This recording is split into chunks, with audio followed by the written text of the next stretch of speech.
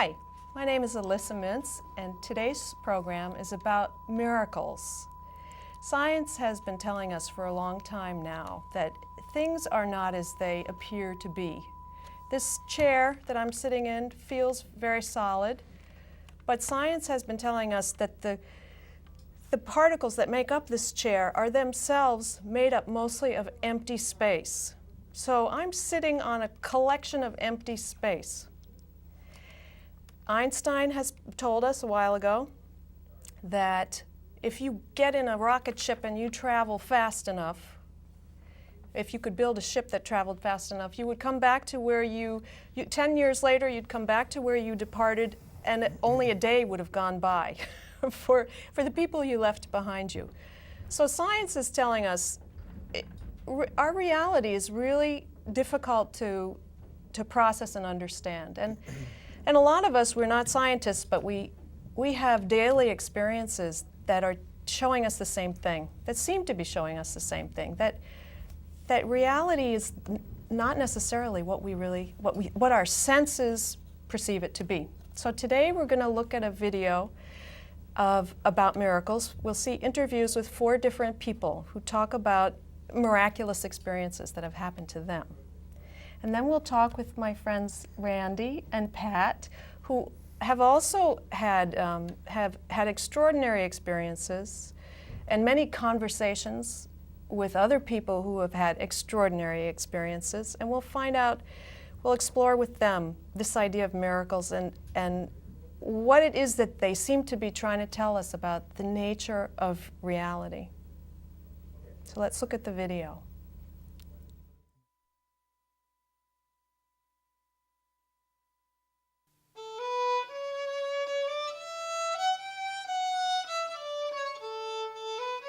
I'm pretty sure that God exists. Many strange things that I can't explain any other way have happened to me. Like the time I suddenly felt a violent jolt in my body as if I were experiencing a car crash, and then a few hours later passed the scene of a car accident. Or the time I was watching a very sad program on TV and crying my eyes out, and an angel-shaped music box sitting nearby started to play by itself, as if to say, everything's fine, everything will be all right. Things like that. The surprising thing, though, is that events like these continue to be surprising. You'd think that once you decided God must exist, you'd no longer be faced by miracles. But my faith is shaky. I see a weird thing, I believe, and then I forget I believe, until the next strange thing happens. That's why I like to ask other people how they know about God. I need something to tide me over between miracles.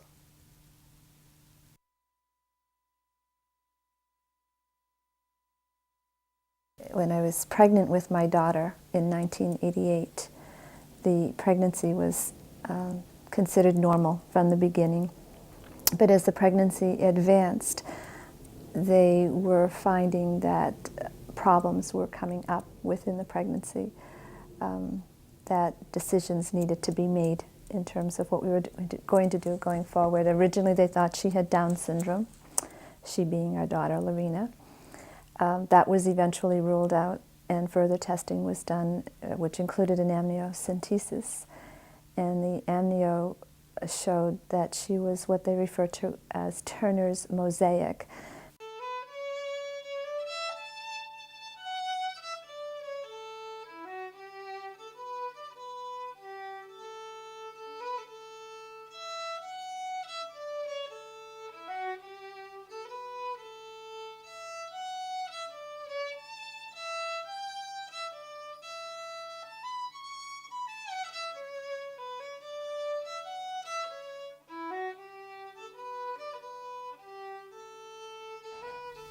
When we talked to the doctor, because I had other physical concerns that were being accentuated through the pregnancy and complicating the pregnancy in and of itself, they were concerned that the pre-existing condition, in addition to the Turner's mosaic piece, would be possibly, I don't want to say life-threatening, but there was a concern that one or both of us might not make it. And I was approaching my 5th month when I was told this and was asked to consider terminating the pregnancy. I remember leaving the doctor's office in a semi-state of shock, fear, and a lot of anxiety, not quite knowing what to do with all of this information that I wasn't expecting to hear. And I remember driving down Storrow Drive, and I just started to cry, and I cried, and I cried, and I cried. And in a moment, I could feel Lorena kicking, unlike she had ever kicked before. I interpreted that as Lorena saying, I'm fine. I am absolutely fine. And I had decided in that moment, and I don't know whether this was a survival move on my part or not, but I had decided in that moment that this was going to be okay and that God wasn't going to give me anything that I couldn't handle. And since there were more questions than answers, I decided not to opt for termination. I did agree to a meeting with a genetics counselor or a genetics specialist who was going to further define Turner syndrome for us so that we would know or have a better sense of what we might be looking at, not only for our own experience but for our daughter. And we did go to that meeting, and we were given books and pamphlets and a speech by a number of physicians. But I decided when we left there that I didn't want to read any of the material that they gave us because I had resolved I was going to go through with this pregnancy, and it didn't make any sense to just fill my head with a lot of information that could add to the anxiety that was present anyway. So I put everything away, and I just paid attention to my diet and exercise and tried not to think about it, and truly accepted that this was going to be okay no matter what the outcome. And we went in, and on a Tuesday morning, we got there about 7 or 8 o'clock, and Lorena was born at 10 minutes to 2. And we did have a moment together where they allowed me to hold her, but because of all of these pre-existing concerns, she was taken away so that they could do a number of tests on her. Then she was gone for several hours before they brought her back. And when she came back, there was nothing. They couldn't find any trace of Turner syndrome.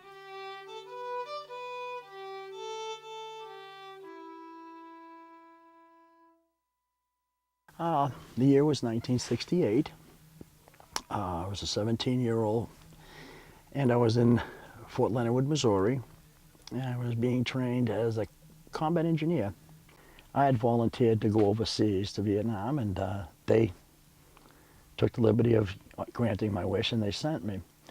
And as we took off, you know, we had no idea what was going to happen. We were all pretty scared kids, 17 years old. You know, we thought we had all the knowledge in the world, only to find out that now we were facing something real, and that many of us may not see the American soil again.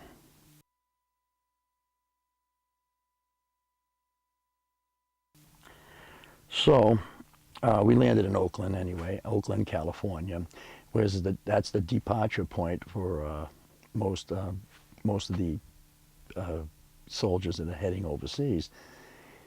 And for 3 days we hung there, and then we went out carrying our records with us. We always carried our records with us because your records traveled with you from one post to the next. There was no records of you overseas. They would use these to follow you over there. We took off on a commercial jetliner, and after it seemed like a lifetime, we landed in Ben Hoa Airport in the Delta region of Vietnam.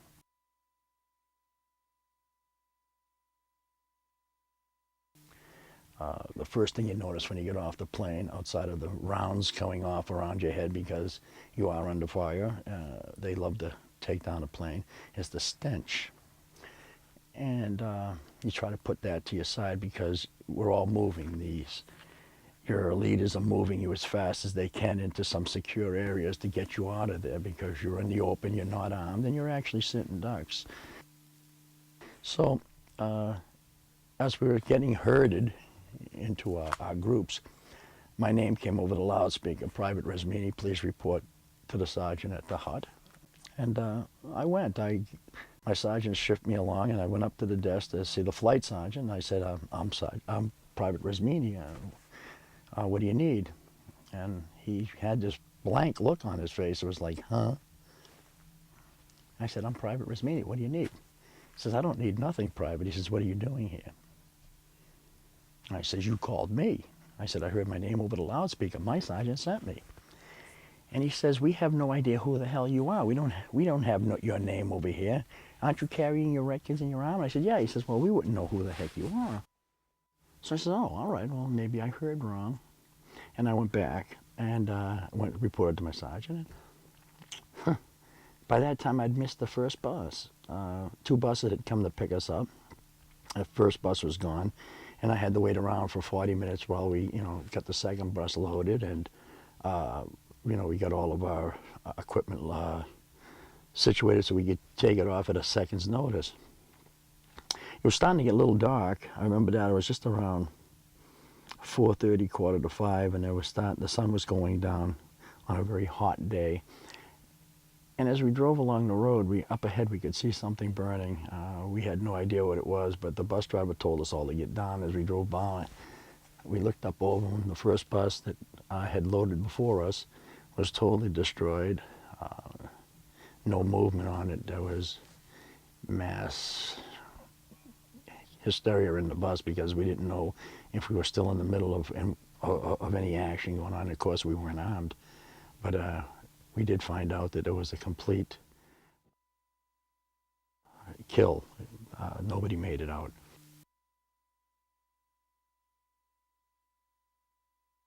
I got to my destination, and finally after a couple of days, I got sent to my regular unit. Things went on all right for about three weeks.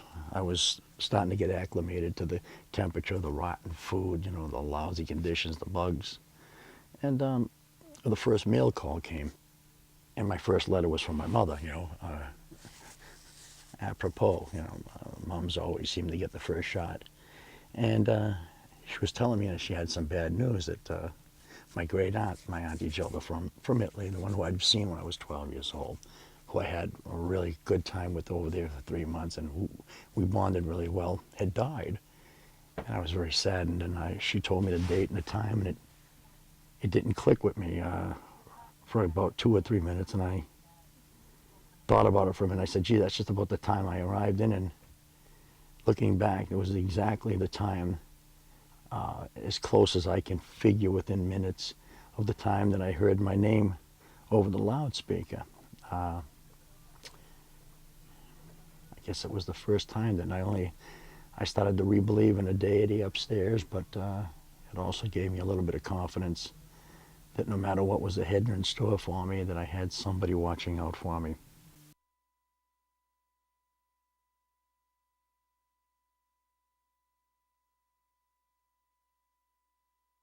Okay, well, you know how 10, 11-year-old girls, 12-year-old girls sit around talking about what kind of guy they're going to marry. And most of my friends were saying, oh, tall, dark, and handsome, or tall, blonde, and handsome. And I thought, well, that's not really what's important. Because dark or blonde, they all go gray or bald. And I really didn't care about tall.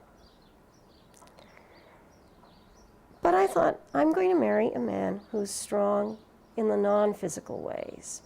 And then it came to me really strongly, so I just knew that I was going to marry a red-headed Russian with brown eyes named David. And we were going to meet when I was 20 and marry when I was 26, and we were going to have 3 children, and the first one was going to be a daughter, and the second one was going to be a son. And I didn't tell too many people this. And there were a couple boyfriends, and I said, that I had before I met David. And I said, I can't marry you. You're not redheaded, you're not brown-eyed, you're not Russian, and your name isn't David. But then, when I was 20, I was living, right off campus, a couple of other girls. And one of them came out, and the other one, they said, well, what are you? And I said, well, it's an irrelevant question. I'm going to meet, when I'm 20, a redheaded Russian with brown eyes named David, and we'll get married when I'm 26 and have 3 children. I figure I'll enjoy it well enough to end up with that. Lo and behold, when the term began, March 8th, was it? There was this new graduate student, and he was in 2 of the same classes I was in. And he had this scruffy, full red beard that was one length on one side and another length on the other side. I did not want to be seen with this guy. And he had brown eyes, and his name was David. And his dad had been born in Russia, and his mom's parents had come from there. And another reason I didn't want to be seen with him was he drove a green VW Beetle with big white arrows on the sides and top.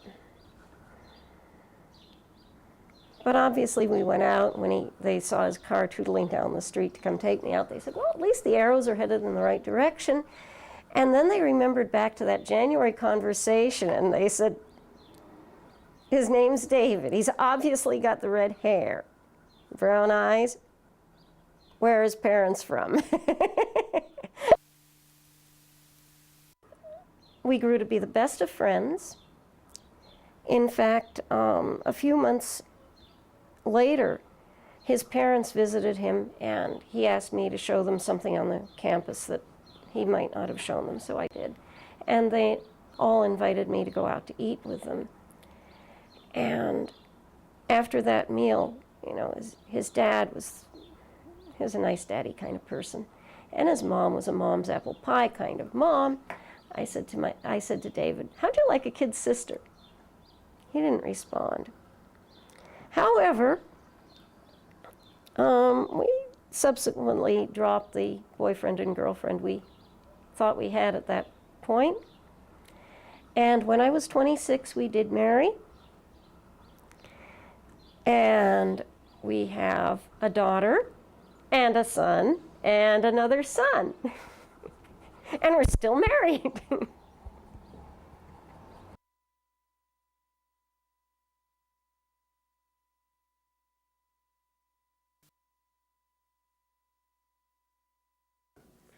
I was in the army in Colombia, and I was ready to go out and visit my parents.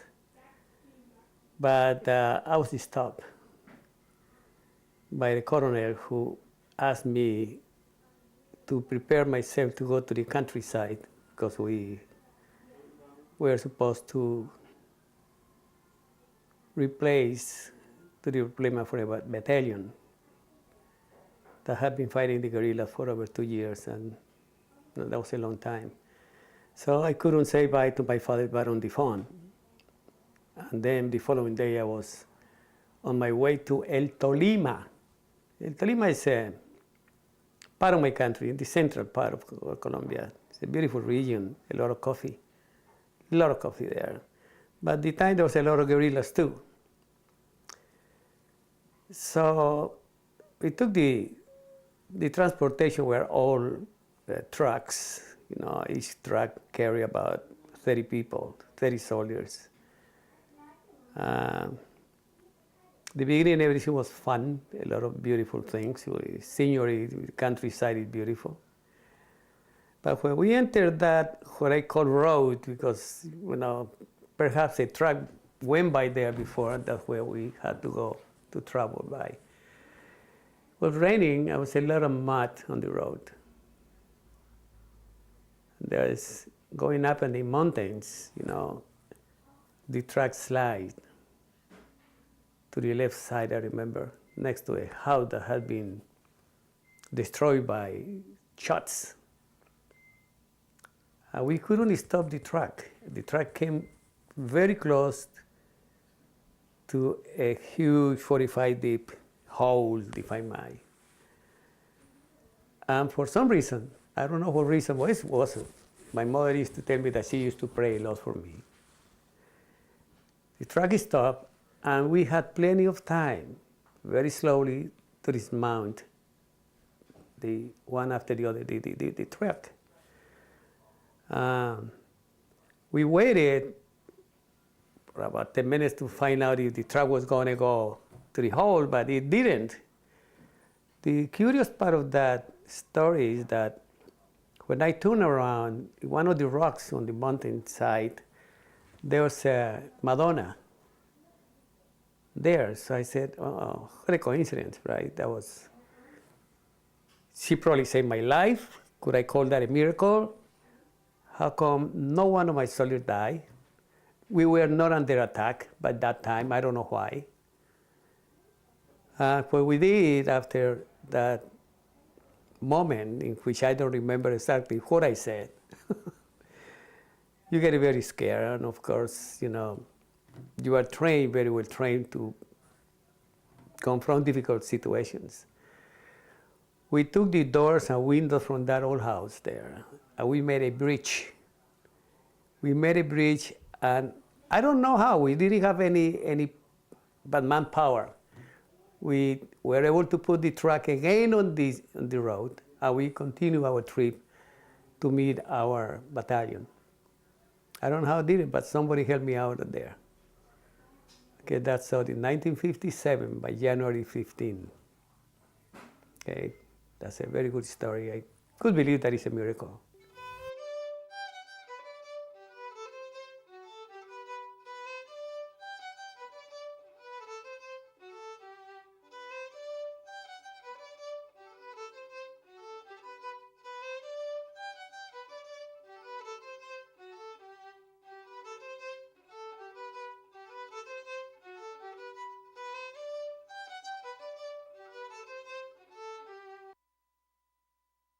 Do you have the notes? Actually, let me have it back again. Do you need it? Hi, so we're back with Pat Boyd and Randy Jacobs. And what did you think of those stories? They were wonderful stories, absolutely amazing. You've got quite some friends. It was hard, actually. It was interesting to find people who were willing to tell their stories, because many people had them, but weren't necessarily that comfortable talking about them. But luckily, a few were comfortable telling them. So you both have had experiences and that are similar, I guess, or perhaps even you've worked with people who are on the edge of life and have had stories that they've shared with you, and you've had your own experiences. Does anybody want to share some of those?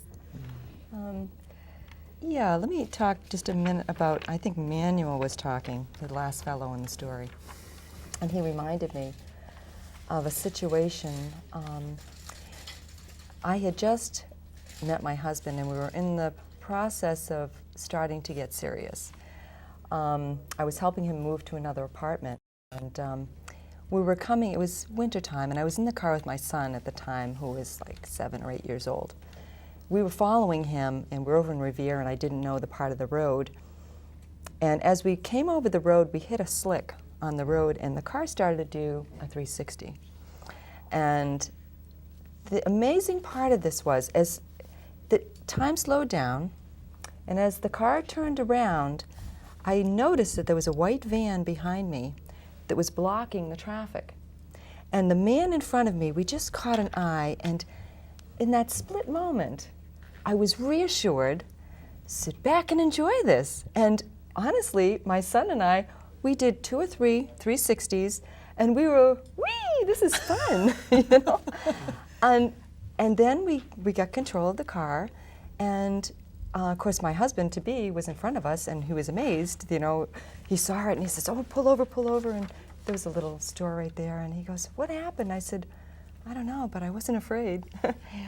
it gave me a sense that there was a protection that was there, and it was unexpected. That's the wonderful part about miracles, is that you don't go looking for them, they find you. And a miracle is a joyful experience. So sit back and enjoy the ride. And you knew, did you have that sense of being protected before that event, or did that come to you in the moment of that event? Well, I am actively searching for who I am, who I really am. And I had been searching for maybe 4 or 5 years at this point. So I had a glimmer that there was something more there. This was one of the first big experiences that kind of reassured me, and I shared with somebody else, which was very nice, because very often we have these inner experiences that I think you said in the beginning that you have to wait between miracle to miracle. But here I was sharing it with somebody. So it was With your son? Yeah, with my son. Your son, he was there. Yeah, and you know, whether children respond to your sense of calmness in the course of what could have been considered scary, or whether he had a sense as well, and I think he had a sense as well, that you know, that this was not our time. I'm amazed at the immediacy of that impression is so strong, and that it grabs hold of you long enough that you can experience the rest of that experience with a sense of safety and comfort, because it's just amazing to me how completely that can take you over. Randy, have you had? Yeah, I have, and you know, when we're watching the video there, I was thinking about how many people who are watching this program tonight who have had maybe not similar experiences, but they have unexplained experiences, coincidental experiences, things that have taken place in their life that have given them a vantage point that otherwise they would never have had. And that's what happened to me a number of years ago. I was at a point in my life where I too was asking for, give me a glimpse. If you're out there, let me know. Because there was not I was into music and I was loving music, but I needed more. There was something that was missing in my life. And so what I asked, I said, you know, kind of like just close my eyes, because I had really not a lot of substance in my outer life, so there was no place else to go but within. And about 3 months later, after I had said, give me a sign, I was visiting a friend who was in graduate school up in New Hampshire. And I walked into her apartment, and I walked and I sat down, and there on the coffee table, just about like this, I saw a book, and it said, "In my soul I am free." I thought, I like that title. What an interesting title. I would like to know that. I'd like to have that experience. And I said to her, where did you get this book? And she said, you know something? I don't know. I went to the bookstore, and it ended up that this book sort of like caught my attention, and I got it, and I just, so I read the book, and it was very interesting, and so on. About 2 months after that, we were house sitting these friends, and I was laying down. She was out of the room, and I was laying down. I was exhausted, and I was closing my eyes, and I was just about to drop off to sleep when I got hit by this white light and this high-pitched sound that just about knocked me off the bed. It's very powerful, very compelling. I didn't know what happened, but it did happen. I knew it happened. It wasn't a dream, and I wasn't dreaming, because I had my eyes closed. And the interesting thing was, the light was so bright that when I opened my eyes, I still couldn't see. You know? And that this high-pitched sound was going off in my ears simultaneously. So I asked around. I asked my friends. I asked everybody. Some people I could come find. And I said, have you ever seen a white light or a high-pitched sound? Have you have any idea what this is? And they said, not a clue. Well, there was one close friend of mine. She was a musician and so on. She's an artist. And I said to her, I said, can I ask you a question? Have you ever seen a bright white light and a high-pitched sound? And she starts looking at me and smiling at me. And I said, okay, is this good? And she said, you saw the light. And you heard the sound.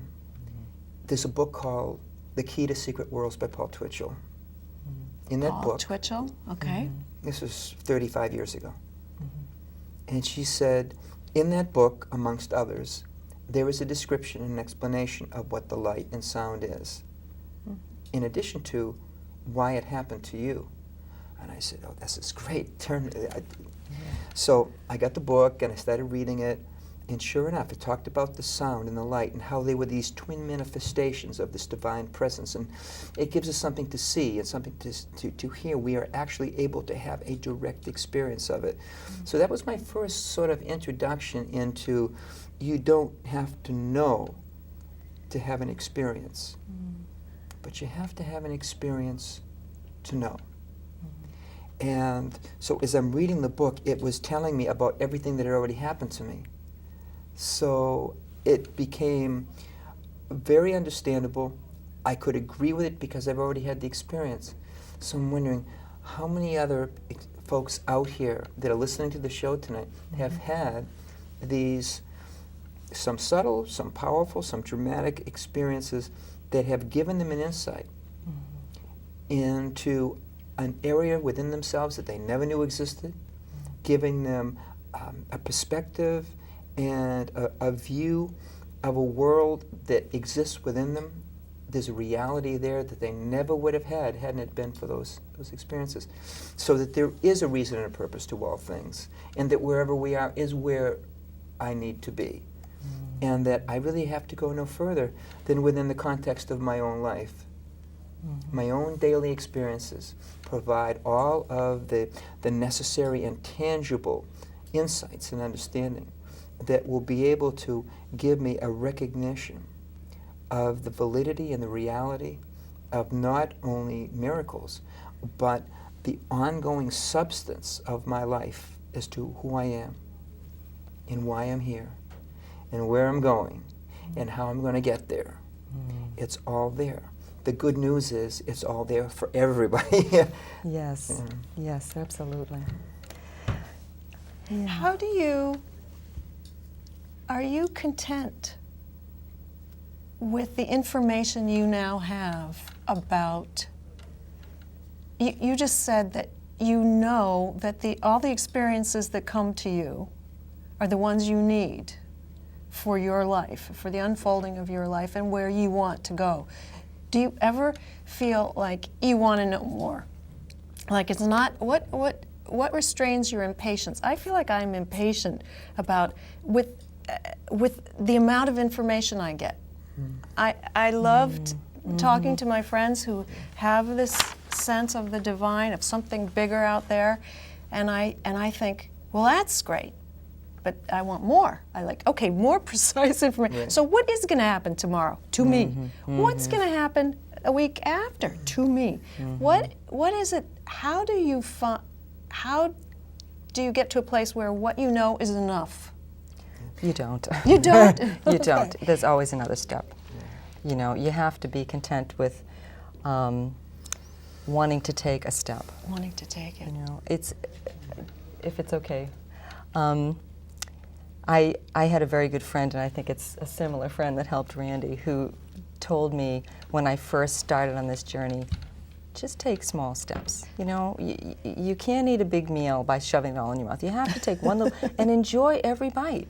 And the parts of the puzzle that you're talking about are, I had an image of standing like this in front of a Monet or any Impressionist photo, picture, painting. If you're too close to the picture, it just looks like a bunch of stuff. Just colors, smears, dots. You know, a child could have thrown it on a canvas because you see nothing to it. And then you decide, I'm going to let go of this and I'm going to take a step back. And as you take a step back, you see a little more. As you take a step back, you see a little more. And you can only step back as long as your leg is, you know, as much as you want to. as your life allows you to. You know, sometimes you're up against a wall, and until you back up against a door and it opens, then you can back up another step. So we have to kind of be content with the little images that we get and know that we'll find a way to back up even more. And I think one of the keys is our dreams, because in our dreams we do get little pieces of the puzzle. But it's important that we value. I'm a nurse, and I work in an assisted living with a lot of elderly folks who are troubled by failing memories, and it bothers them a lot. And so I try to help them to feel like life is vital and that they can succeed. And so lately we've been doing puzzles. And they pick up the puzzle and they're like, where does this go? And well, can you tell what color it is and where it should go in the picture? No. Can you tell by the shape? No. Well, you know, I'm going to cheat and number them. Can we tell by the number where it goes? And there's all kinds of clues in that puzzle. And when you do find the spot and find the bigger picture, then it's very rewarding, and you want to take that next step. You know what I mean? So you write down your dreams and know that here's a step that might take 5 years to finish that particular part of your life puzzle, you know? And so what's the hurry? You know, enjoy that piece. Ooh, I learned something, you know? Yeah. And just small steps, you know? Yeah. Alyssa, that was a great question. When I had a number of experiences, it got to the point where I was getting some basic principles. I was getting some structure in my life. I was getting a context. I was finding out a little bit more of who I am and why I'm here and where I'm going. And I was getting more of the big picture. So therefore, I didn't really have to worry so much about where it was coming from or when the next thing was going to happen, because I recognized more of who I was than I ever did before. There was the divine spark that I am and that I recognize in others that is eternal, exists beyond this physical body. And for people who may be listening to this for the first time and they're thinking, beyond the physical body, well, wait a minute, isn't that what Uncle Fred said? It was my mother, you know, before she passed away, we would have conversations, you know, about the sound current, the audible life stream. Wow. And as a musician, you know, sometimes we're in a recording studio, it's very quiet in there. And isn't it interesting when you're in a very quiet room and there's no sound, the only sound you hear is the one that's inside of you. Mm-hmm. And that was my introduction to the sound current. So, do you hear it? I can hear it right now. It's motivating me to try to hear it, and I think I have. I always thought it was like the little, you know, something in the eardrum that fell, like a little piece of foreign material. yeah, like a high-pitched Little high It's pitch. a high, whine. so it has an Tone. actual frequency. Everybody has a It's different many Has a different one. sounds. Okay. Many Yeah. sounds. Yeah. Yeah. It's so funny that you talk about recognizing that divinity in you, because I feel like I can recognize it in other people. And I have had experiences that tell me that life is that it really is not what it looks like, that there's more going on. But I always struggle to find my connection to it. I have a friend, and the two of us have long conversations where it will become apparent for a few moments that the words are not hers anymore. Mm-hmm. And I've even gotten, they're given to her, because she'll tell me things that are helpful to me that she can't possibly have known about. She couldn't give that guidance or that advice, but someone's giving it to me. Mm-hmm. And I have noticed in our conversations that sometimes I feel an urgency to tell her something. and I let her talk, but I think to myself, gosh, when she's done talking, I need to tell her blah, blah, blah, and blah. And I've come to recognize that that urgency means those are not my words. Mm-hmm. They're not mine either. But, so I know that it's passing through me. Mm-hmm. But still, I have trouble saying it's part of me. I don't know how to, so how do you get that? So that's what I'm always curious about. How do you get that knowledge? Yeah. Remember when we first talked on the phone the other night, and you were saying, gee, I'd like to figure out how the format of the show and how it's going to work out. And he said, so what do you think? And I said, and I got the little nudge, inner guidance of saying, why don't you take that as an opportunity, as a spiritual experience, and work with that sound current, work with basically that divine presence that manifests in a very unique and wondrous and miraculous way through you. And so you were sort of saying, so how would one do that? And I said, well, great that you asked. as a matter of fact, you just opened that door your back was up against. That's right. Yes, you did. That there is a wonderful resource. And we talked a little bit about the sound current, the audible life stream, that all life resonates in its own unique frequency and so on. Well, we're human beings. We're humans. Man beings. And Hu is an ancient word for God, and man is the physical body. And here we're back to that wonderful balance, between the infinite and the finite and all of this. And that the word Hu is ancient, and it is, to me, the word Hu, it opens my heart to the reality of this divine presence in my life.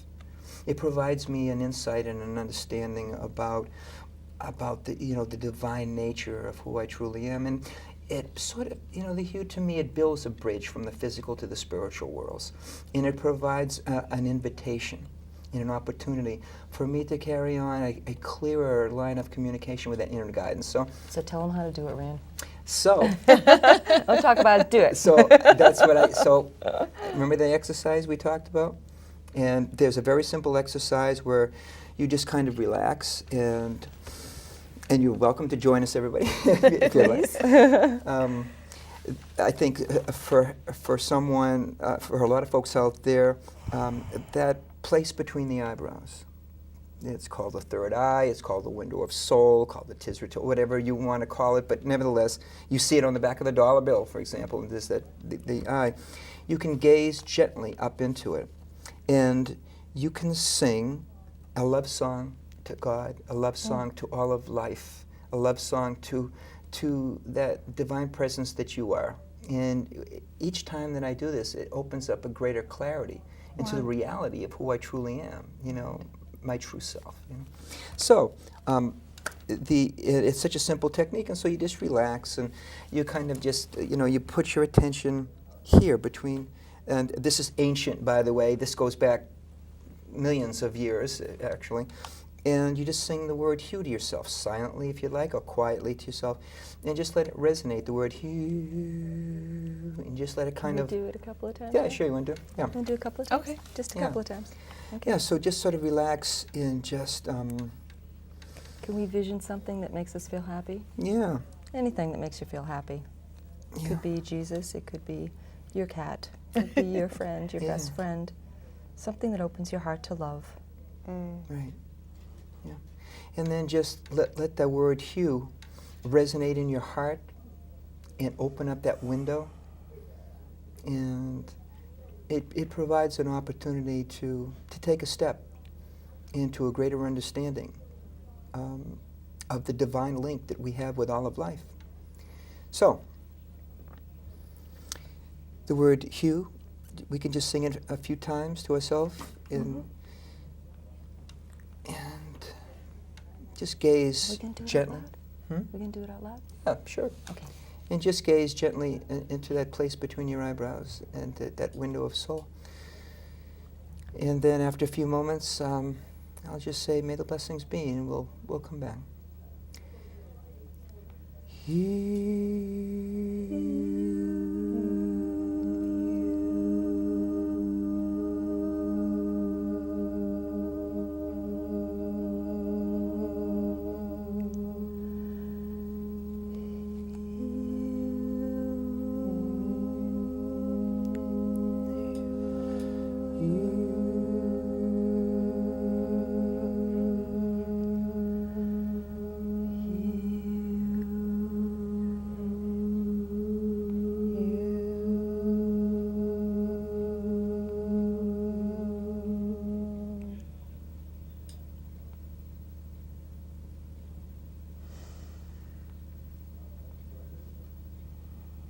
your blessings be.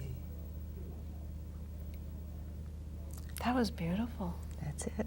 It was really, I mean, it was tonally Yeah. really, really pretty. It's simple, it's elegant, it's useful, it's uplifting, it's exercise for your soul. Is there a connection? Can many different sounds do a similar thing? I'm thinking about a story of when I first moved into the place where I now live. It was empty for a long time because I had people do some work for me on it, and I had the luxury of not having to move in right away. But it was an alien place to me, kind of scary. So I was there one evening when the work people weren't there, and there was a phone hooked up in the kitchen. That was the only kind of living normal thing in the house. And I sat on the floor of the kitchen next to my telephone, and I started to sing. And I sang for maybe 20 minutes, anything I could think of. And I felt like that was a way of coming into the space, that I had announced my presence to the space, or I had somehow blended my presence with this space. And it was interesting because I like to sing, but I don't sing that much. But that occasion was very profound to me somehow. That seemed a necessary thing to do. So is that a similar? Oh, you're making me think of the tuning fork analogy. Because when you mention that, I'm a little older than you are, I think, and I had this vision of an old-fashioned phone, the rotary phones, and they have a distinct bell inside them. So if you made a sound, that bell would vibrate, okay? I mean, the ones we have now, it's all electronic and stuff, so it doesn't quite do the same thing. But it made me think of the analogy, and here's one of these little coincidences that help us take our next step. When anyone holds gentle peace and harmony and love in their heart, they vibrate at a certain frequency. That's why that Hughes song is so wonderful, because the frequency is pure and light and uplifting, pure sound and pure love. And when you were energizing your apartment with your sense of love, and it's interesting you would do it for the telephone, but you're doing it for every connection that's ever going to come into that place. That was your connection to the outside, that vehicle. So that's a pretty cool thing you did there, and you just did it by instinct. Yeah, I had Yeah. I don't know what triggered it, but it felt. I know what triggered it. Okay, I want to talk about my books now. Can I do that? Yeah. For 1 second? I am a member of Eckankar. And I've been a member of Eckankar for about 22 years now. Wow. In that 22 years, I've really wanted to get to know who I am. And I've realized that I'm not Patty Boyd. I'm not this body, this hair, this smile, but I am actually something greater. I am soul.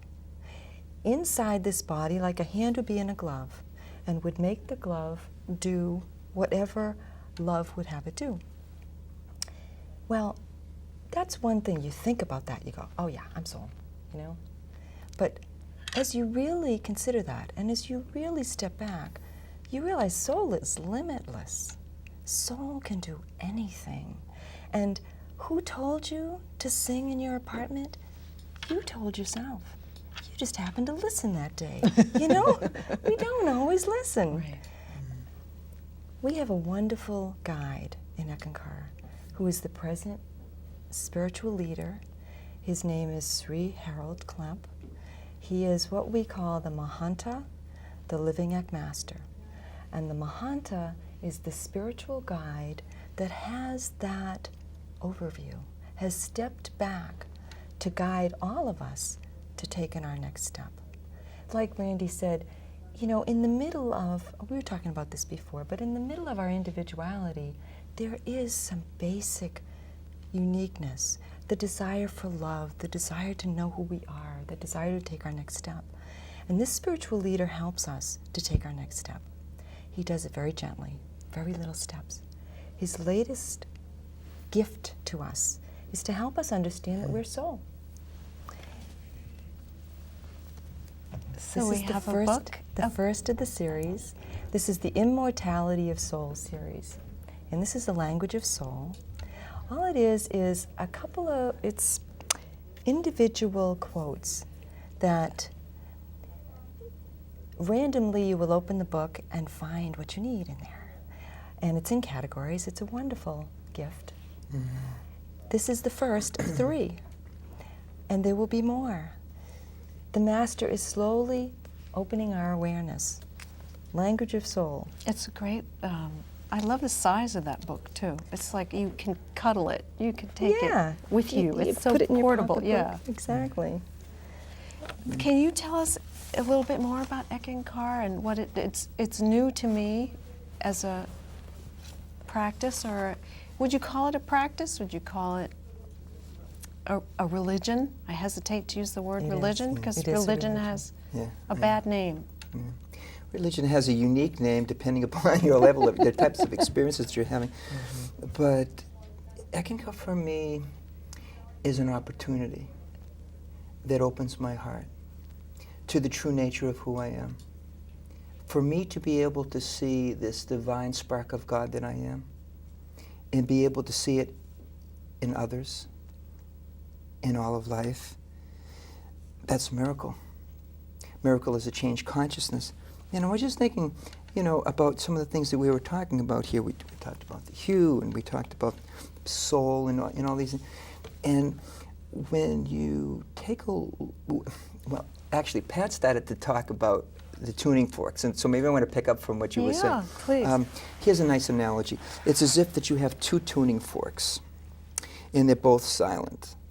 And you're holding one tuning fork, and you take the other one, and you hit it, and it starts to resonate. Okay, and it makes a sound. And then you come over, and you touch the other with the one that's vibrating. And now, what happens? It starts to vibrate too. Right. At the same level of Exactly. Yeah, intensity, without exactly. diminishing, without being diminished. At all. Exactly. So now you have 2 tuning forks, and they're vibrating at the same frequency. And all you did was you aligned yourself, and sort of like this, the analogy, you kind of align yourself. And that's what we did with the hue. This is a frequency that it resonates through all of life, all of existence. And all we did was we aligned ourselves with it. And so now we're resonating and vibrating at a frequency that encompasses who we are, expands it, and creates a dimension to which now we're able to recognize the greater context of our life. And it was, so I was looking at this book. Yeah, this Because is the we the latest. Because we started talking, you started saying, well, I'm not quite sure about how I really know what they said, and then they said something different, and how do I know if, if what they said is right and what they said is not right? Truth has no secrets. What does that mean? To me, it means that the truth that we all are becomes evident to us individually, and that the real insight into life, into beingness, into who we are, is never withheld. It's always provided, and I have to look no further than within my daily experiences. There's that quote. There's a great quote. I really love it. One of my favorites. This is, by becoming aware of the lessons behind your daily experiences, you grow into a loving awareness of the presence of God. And that kind of grabs a lot of who I am, takes in a lot of the areas that I've been experiencing. So I really like this. I like this title because a lot of people, sort of mystify spirituality. It's beyond my capacity to understand and everything.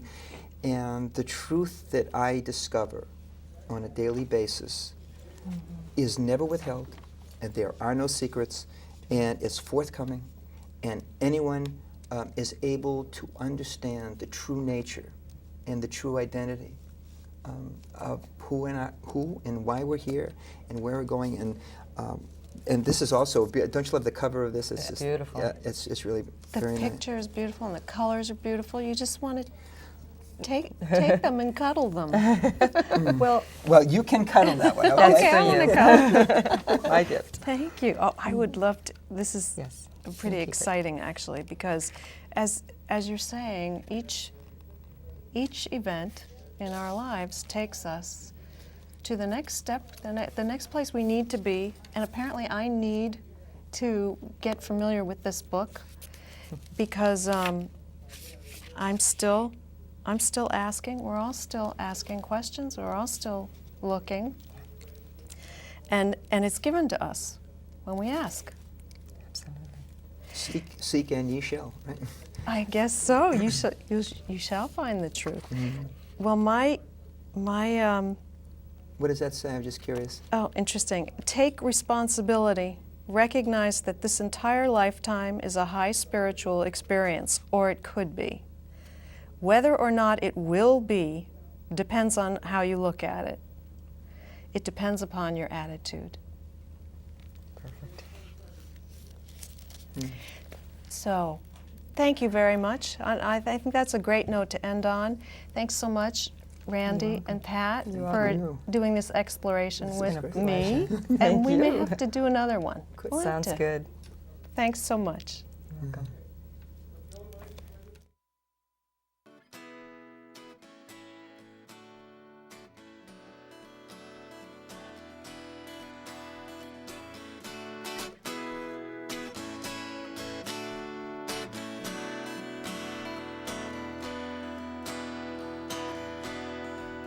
As a child, I lay down on the grass one night, counting every star in that sky, and